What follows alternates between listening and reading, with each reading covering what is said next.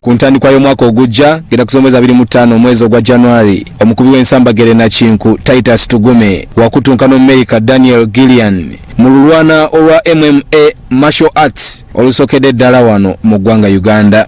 Njolo gye manyidde okuzanya styles ennyingi, manyi nja kikola bulungi kwate badde nzanya nga sinamu obukoli obusinga bwe banyongeddemu, ate kati bwenyongeramu kiri n'obukoli obuno bwe banyongeddemu nange nga bumanyi nti guno omulembe gwe tuliko gwa kugogolinga, olina okugolinga n'omanya buli kimu nga bwe kitambula, tujja kukola ekintu ekisinga.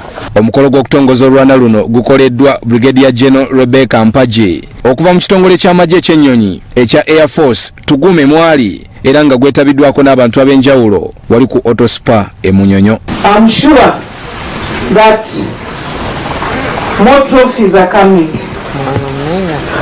here because Titus is going to win every game he plays. He's already a winner and he will win and win and win. And I'm sure we are going to stand by him. Bwemba mundaba so far mulaba ntopinzeko ku weight.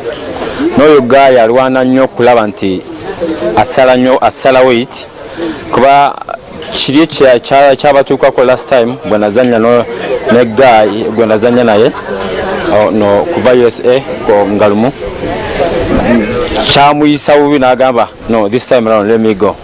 So I'm also here bajja wendi ate badde nange ajjanga challenger naye nange mbadde njagala muswalize mu maaso gamu.